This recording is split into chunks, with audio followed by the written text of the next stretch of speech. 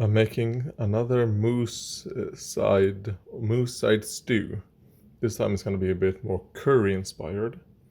And the ingredients list and how much I use will be in the description.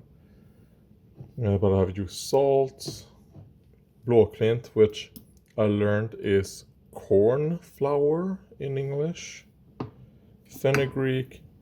I use some of this right here, mostly for the MSG.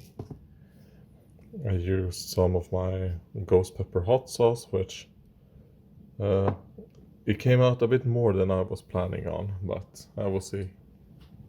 I've used curry powder. I'll be using some of this almond milk to fill it up and see how it becomes, just to use it, because so far I've only really used this for my eggs, for like an omelette, so might as well use it up. Chickpeas, onion, garlic, a little bit of parsley right there.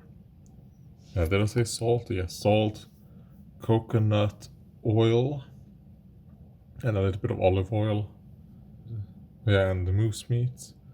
And I think that's it actually. So, yeah, garlic, yeah, as well. This is how it looks so far. Hello, and this is how it looks after 7 hours.